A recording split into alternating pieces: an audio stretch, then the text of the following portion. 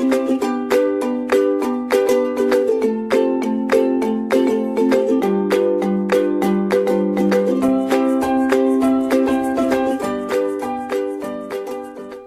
students, today I shall take up unit 2 of pharmaceutical inorganic chemistry, which is acid, bases and buffers. In this unit, we shall study acid and bases concepts, buffer equation, buffer capacity, buffers used in pharmaceutical systems, buffered isotonic solution, measurement of tonicity, methods of adjusting tonicity, major extra and intracellular electrolyte. Besides, we shall also study functions of major physiological ions, electrolyte used in replacement therapy, compounds like sodium chloride, potassium chloride, calcium gluconate, physiological acid-base balance, oral rehydration salt, dental products, dentifrices, role of fluoride in dental caries, calcium gluconate, sodium fluoride, zinc eugenol cement. These three compounds are we are going to study in dentifrices. So, let us start the syllabus topics one by one. The first one is acid, bases and buffers. Acid, this is not a new term for you. You have heard about the acid and bases in your science subject since class 7th. So, acids, these are the substances which generally turn blue litmus red. They taste sour, खट्टे होते हैं ये. The pH is less than 7. On the other hand, bases or alkaline substances are the substance which turns red litmus blue. They taste bitter. Acids are sour and tastes are bitter.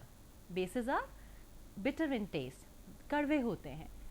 Bases have the pH greater than 7.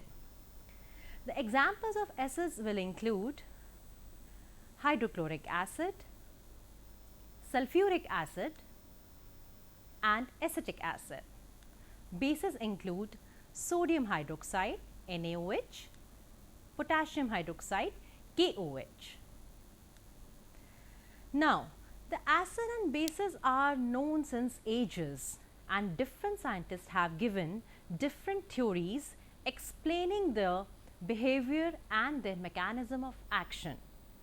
Under these three different theories, we need to study Arrhenius theory, Bronsted-Lowry concept and Lewis acid and base.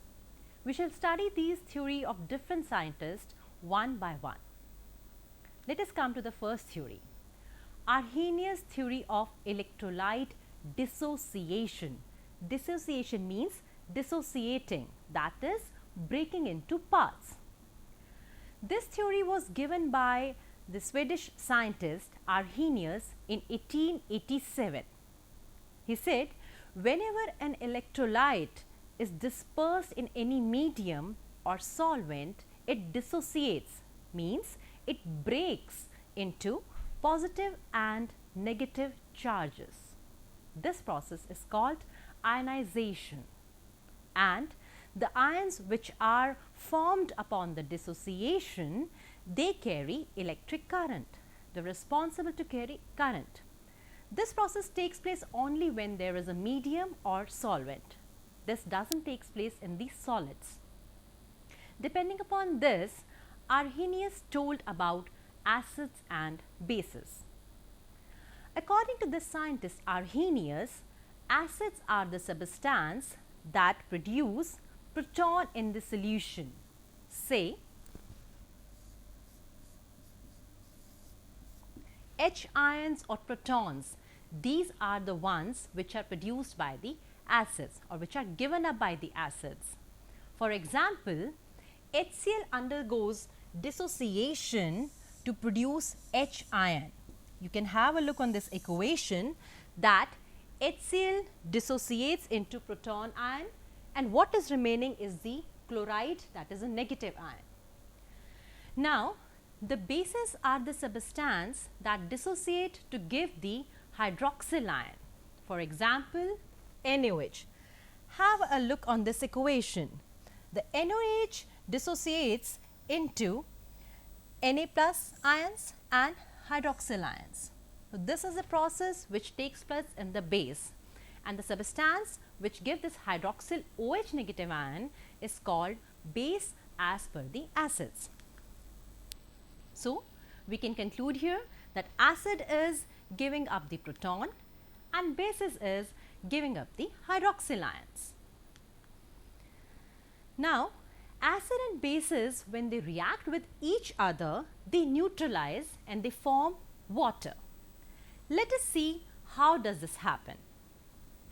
HCl undergoes dissociation to give H plus ion and chloride ion.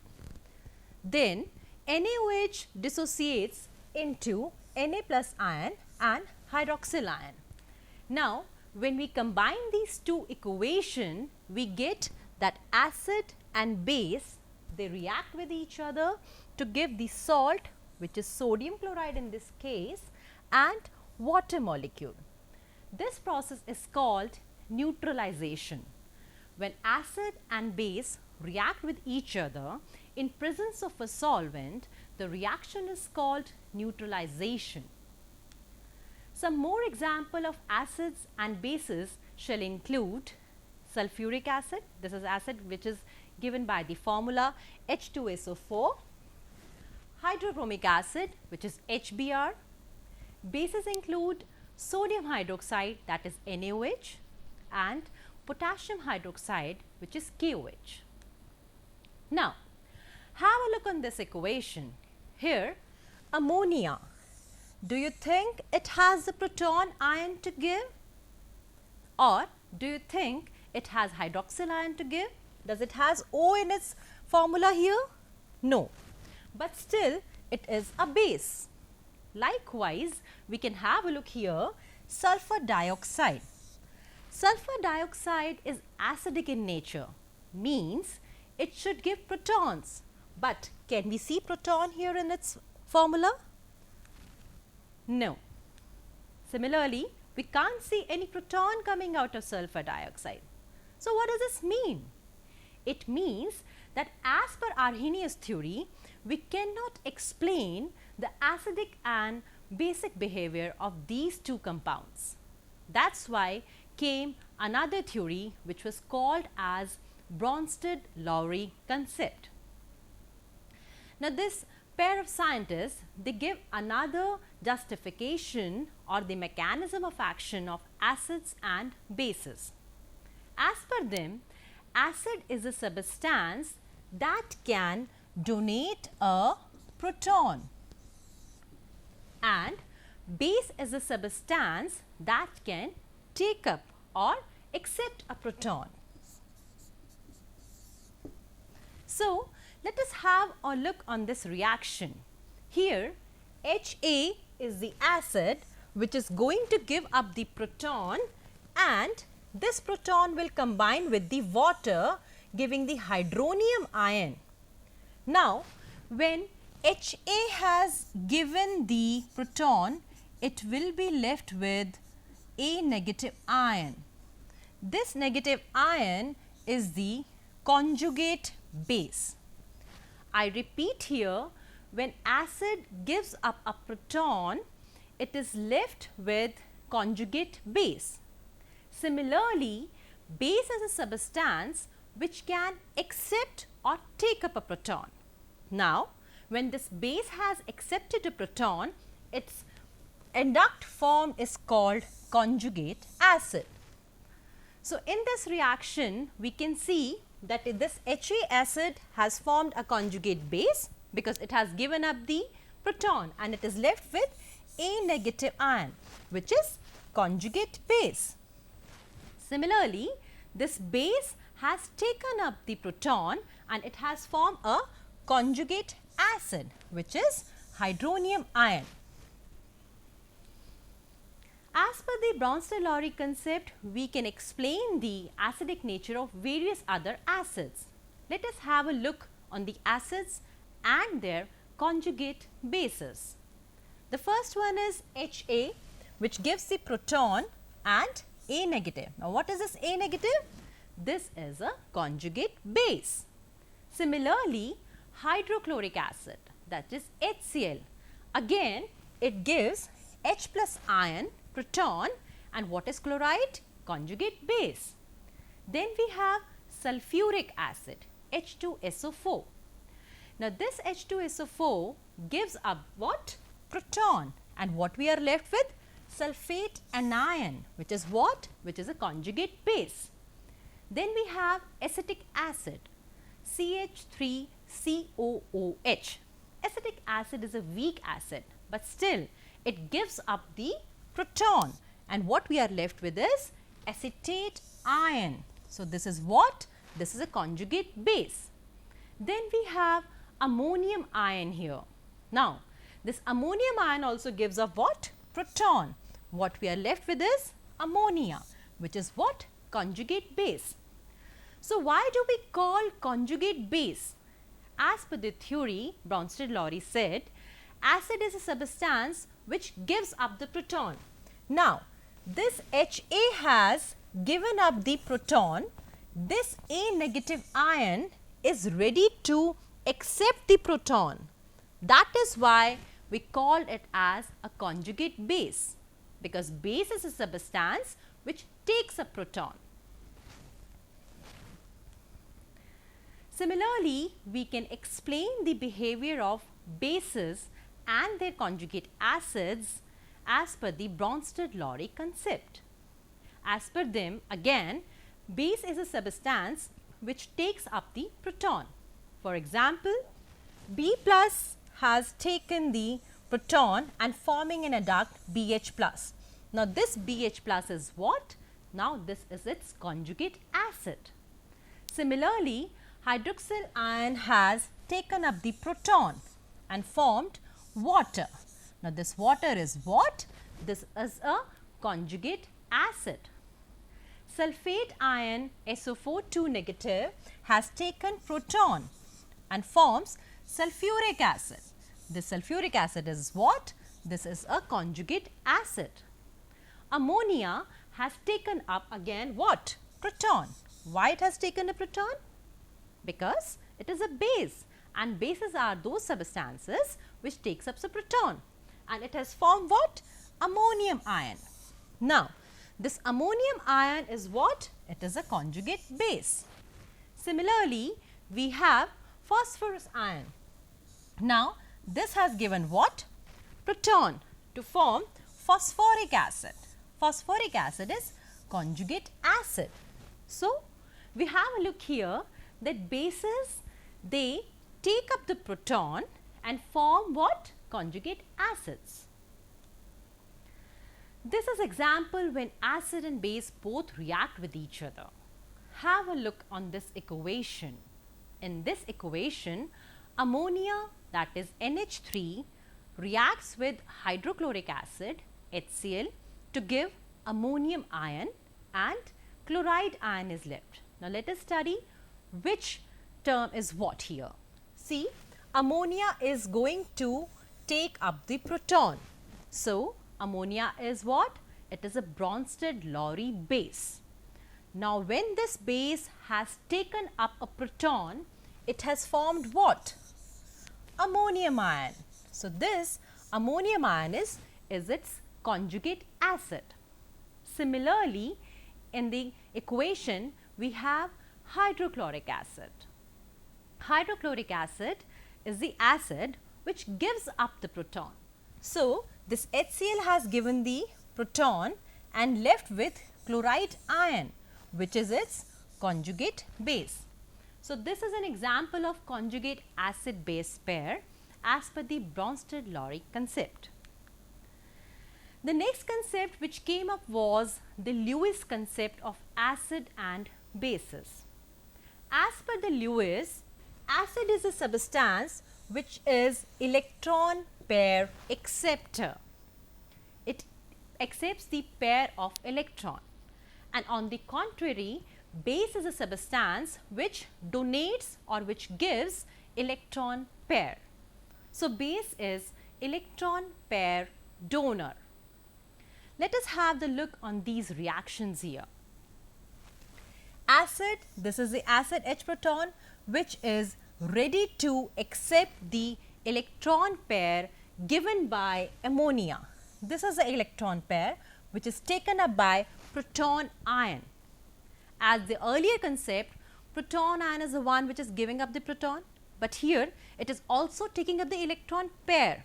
So, the Bronsted-Lowry acid is also a Lewis acid, and then it forms the adduct or the addition compound. Similarly, this acid is going to take up the proton from the ammonia, which is a base, and form adduct here, trifluorobromide. Then we have another acid which is going to take up the electron pair and form this adduct. Likewise, another acid which is going to take up this electron pair and form an adduct. So, these are the Lewis acids and bases. Let us have one more reaction to explain it more. In this is the Lewis acid which is going to take up the proton and form the adduct. Now, acid and bases, they basically dissociate to show their action. This we had studied. Acid can be strong as well as it can be a weak. As we studied earlier, acid is a substance which gives up proton. It does so when it get dissociate. वो टूटता है तभी proton ion उसमें से निकलता है. Now, any acid which is going to dissociate faster or easily or completely is going to behave as a strong acid. Why strong? क्योंकि वो बहुत जल्दी से, बहुत आसानी से अपना प्रोटॉन दे देता है. तो प्रोटॉन देना उसका एसिडिक बिहेवियर है, right? So the strong acid they get dissociated completely. For example, we have HCl here. Now, this HCl breaks into protons and chloride, and this process is very rapid. So, HCl is a strong acid, right? Now, this HCl has given proton, and what is left with the chloride ion? This chloride ion is what? Its conjugate base. Since HCl has given proton so readily, the chloride ion won't take up that proton so easily. It means the conjugate bases of these acids are very weak. Why? Because they have less affinity for the proton. We have one more example here of the strong acid, that is sulfuric acid, H2SO4, which dissociate into 2 proton ions and sulfate ion. Similarly, the bases are also categorized as strong or weak. Let us study first a weak acid. As we did, the acid which dissociates completely is a strong, and the acid which dissociate partially, partially means adhura, incomplete. जो acid पूरा dissociate नहीं होता है, आसानी से dissociate नहीं होता है और प्रोटॉन आयंस उतनी ही आसानी से नहीं देता, that is your weak acid. For example, we have acetic acid here. Now this acetic acid dissociate partially, पूरा डिसोसिएट नहीं होता है. It gives what? It gives acetate ions and protons. Now since this acid are weak, ठीक है, तो correspondingly उनके जो conjugate base होंगे वो स्ट्रॉन्ग होंगे, right? So conjugate bases of these acids are strong. Why? Because they have greater affinity for the proton. Now, the acidic and basic behavior or the acidic nature also depend on the degree of ionization. किस extent, किस degree तक एक acid जो है वो ionize हो रहा है. Let us have in this equation here. Say Ha plus water reacts to give hydronium ion and A negative anion. According to law of mass equation, if I have to write the equilibrium constant, I will write the equation K equivalent is equal to hydronium ion into A anion, which are the products, upon reactant, which is Ha plus and H2O. So, we have this equation here where we have done just the half cross multiply. Now, this Ka is what? This is the ionization constant, and this Ka varies or changes with the strength. If Ka is greater than 1, it means the acid is stronger, and if Ka is less than 1, it means acid is weak. The Ka or the ionization constant varies directly with the strength of the acid. Besides this, the strength of the ionization of acid and bases also depend the solvent present. For example, we did HCl is a stronger acid when the solvent is water. It ionizes good. Its ionization is what? Good. But when the same HCl is present in the presence of ammonia, its ionization is bad. Then we have acetic acid, which is a weak acid. If the solvent is water, its ionization is bad. But the same acetic acid is going to behave like as a good acid when the solvent is ammonia. Further examples we can note for the strong acids: HCl, hydrochloric acid, nitric acid, sulfuric acid. Weak acids include acetic acid, formic acid and carbonic acid. Strong bases include sodium hydroxide NaOH and potassium hydroxide. Weak bases include calcium hydroxide and ammonium hydroxide. So, this was regarding acid and bases. Now, let us come to the buffer. This term you might have heard earlier also. Buffers are the substances which resist any kind of change in the pH. These are compounds or mixtures of compound in solution. They neutralize small amount of added acid or base and thus maintain the pH of the solution. Suppose if you have a solution which has pH of 3.2, right? In that case, if we add more acid to it or more base to it, it is but obviously that the pH is going to change.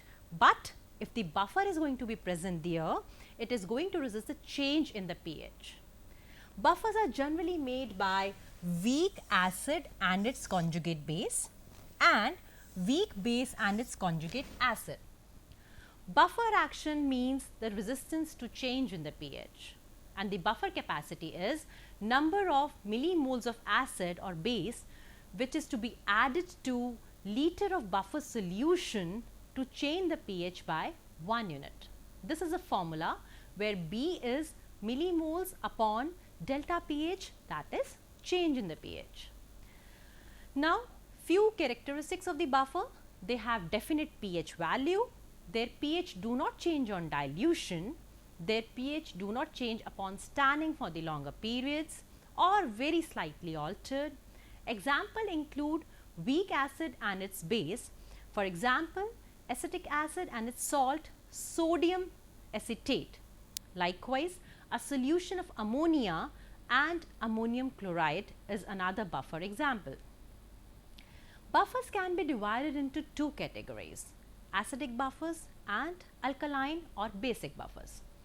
Acidic buffers are used to maintain obviously acidic environment and they have the acidic pH. They are generally prepared by mixing a weak acid along with its salt.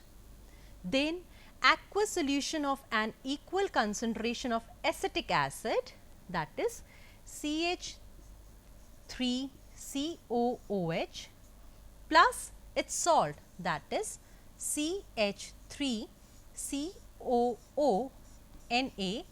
This is an example of the buffer which has a pH of 4.74. Acidic buffers have pH less than 7. Now let us study alkaline or the basic buffers.